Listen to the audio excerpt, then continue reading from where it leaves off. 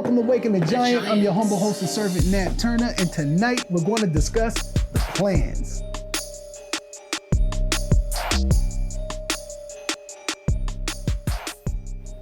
Welcome back to Waking the Giant. As always, I'm your humble host and servant, Nat Turner, and tonight we're going to discuss the plans, and the plans that I'm referring to are the plans for Black America that are being exhibited by Donald Trump and Joe Biden. They got a plan for Black America, y'all. Can you believe this? All of a sudden, at the last minute, now I didn't hear about none of these plans like 6 months ago, but all of a sudden at the last minute, like right before election time, we squeeze something in there for you. We got something for you, poor folks. There's something for you. But nevertheless, what we did here at Waking the Giant, you know, me and my team, we decided to research the plans, look them over, and see what it is that they're really offering Black and poor America. Let's see.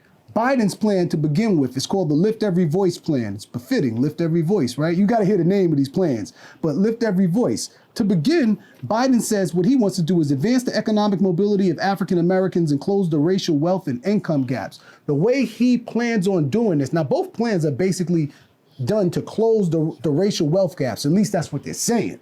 But nevertheless, the way Biden said the way he wants to get here is by doubling the funding. That means giving more funding to the small credit business initiatives, to the Small Business Administration, creating something called new market tax credits by utilizing vehicles banks call CDFIs, which is an acronym for Community Development Financial Institution. And they want to also use private equity investments. Basically, they want to capitalize a few dollars, put something on it so they can get some more money. That's his plan to get there in order to decrease the wage gap. And if he had 1,000 years, this plan wouldn't work. I can tell you right now, just off the muscle of this one idea, this wouldn't work. Not the way he's going about trying to get there. But nevertheless, let's move on. Number 2, expand access to high quality education and tackle racial inequality. He wants to eliminate the funding that exists now, currently in 2020, between white school districts and Black school districts. He also says that he wants to address the student debt crisis. Good luck with that. That's a major issue for most people and most poor people out here. I know a good portion of us got student debt. But nevertheless, and also he has some interesting ideas with the historically Black colleges and universities, also known as HBCUs. He has some interesting ideas to do some funding there. Number 3, he wants to make far-reaching investments in ending health disparities by race. Now, let me tell y'all, his idea, the way he wants to get here is by ensuring access to healthcare for all. It's already there. The plan's already out there. And 90% of America has approved it. It's called Medicare for All. It's called universal health care. It's called stop denying the elephant in the room, because it's right there, okay? One patient, one payer, the government. It's that simple. Patient goes to doctor, government pays the bill. Done. We go home. We're finished. Medicare for all. That's the way you can get there. Number 5, to strengthen America's commitment to justice. I think first what we should be involved in is actually having America make a true commitment to justice. And if that falls short, then we'll strengthen it. Number 6 and last for Joe Biden was, was to make the right to vote and the right to equal protection real for African Americans. I would suggest that you seek out a brother named Sharif Anna El Bey. He actually has some real interesting information with regard to voting rights.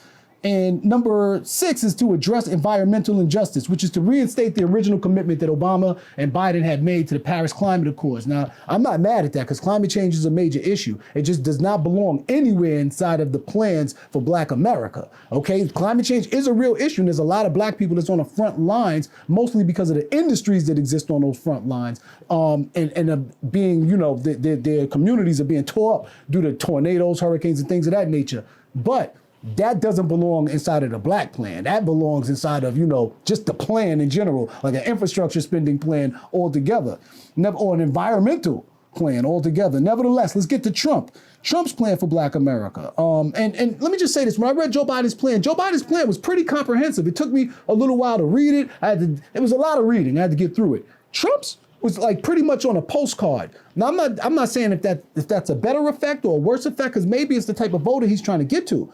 But nevertheless, I'm just showing you the difference. So with the Trump plan, number one was black economic empowerment and access to capital. And the way he plans on getting there is, number one, he wants to seek infrastructure funding. Then he wants to provide government funding up to $40 billion, and he wants to seek that through private investment. So the government put up a few dollars, get some private capital investors, and they loan you the rest of the money. None of this is happening. None of this is part of a true plan for Black America. This is okay. Two, more educational opportunities. Now, if you know the Trump administration and you know the Secretary of Education is Betsy DeVos and what has taken place within education right now between the school, I'm talking about from high school to college, what's taking place on Betsy DeVos's watch, I don't think there's anything that they can come up with, a plan that's prudent that would help our lives as poor and working class Americans with regard to education. Number three, better and cheaper healthcare. You see how this thing reads? Better and cheaper healthcare. And how long has that particular party been trying to come up with a plan for healthcare?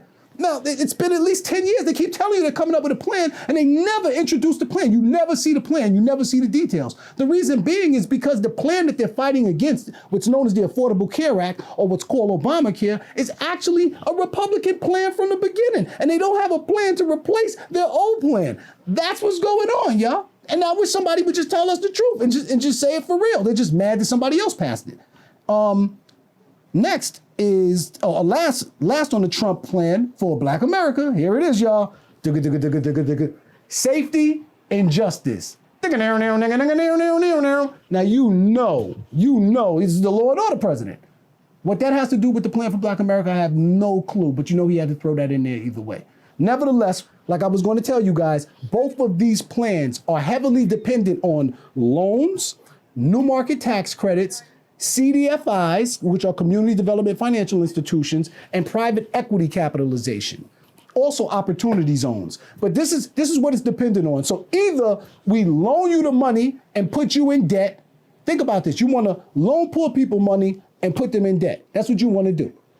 Loan you the money, put you in debt, so that we have to, I see this is like Puerto Rico happening all over again, which is a show that we will get to in here. But they want to loan you the money, put you in debt, or they want you to sell out pieces of your neighborhood to investors, where investors bring in low-paying jobs for you in your neighborhood, and they get tax preferential treatment, tax preferential status. So basically, y'all, let me break it down to you what it really means, okay? You bring somebody in your neighborhood who says they can make 2,000 jobs for your neighborhood, and all those 2,000 jobs pay $7.25 an hour, and that person that bought those 2,000 jobs in damn near didn't have to pay 40% on his investment that he bought in your neighborhood, and he's not paying any taxes. He's getting tax cuts to keep this hoopty in your neighborhood, to keep this oppression in your neighborhood, to keep these terrible jobs in your neighborhood. He gets paid to do it. We're paying him to do it. Think about that. We're subsidizing these people to do it. This is what it is, man. So when you hear about these plans, know that we're talking about new market tax credits, which is tax credits that are offered to investors to bring these hoopties into your neighborhood. We talk about opportunity zones. This is tax credits, tax subsidies offered to investors to bring hoopties into your neighborhood. When you're talking about a community development financial institution, this is another form of a bank to bring hoopties into your neighborhood. This is what the two plans all rely on. And trust me, I'm not being biased. I'm just telling you what both of these plans all rely on. Nevertheless, please research it for yourself. Look it up. Look up loans, CDFIs, new market tax credits, private equity capitalization, opportunity zones, and you will arrive at the same place that Waking the Giant did. Again, thank you for taking your time tuning in. Don't be afraid to share this video. Make sure you like, share, and subscribe. And keep in mind that we're the voice for the voiceless, and we will see you next trip around. Peace and love.